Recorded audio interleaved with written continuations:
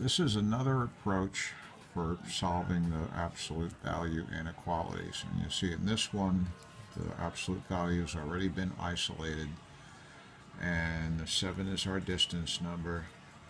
And the first step to this approach is to make a little number line. And then the expression inside the bracket has to be a subtraction statement. This one already is.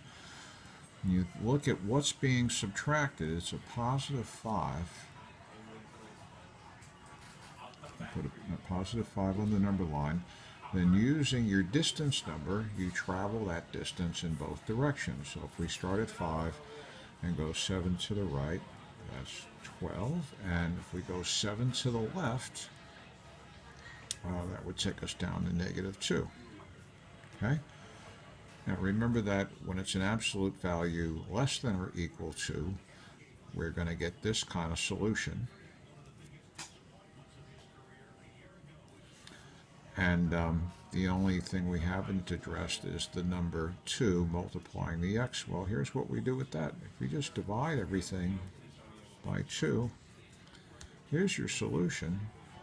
We clean this up, that's -1 up to 6. Okay, the reason this works is probably a 20-minute story, and I'm not going to try to tell that here. Well, let me do one more and make it a little more challenging. How about we make this 4w plus 3 greater than 8. Okay, again we start with a number line, and remember this has to be a subtraction statement. It's not right now, but we can think of add 3 as being the same as take away -3.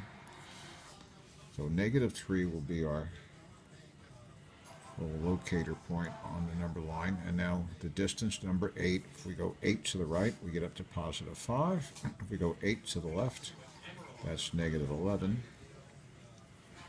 Absolute value is greater than a number. Remember, we get this kind of solution. And of course, it's a round bracket here. And then divide everything by 4.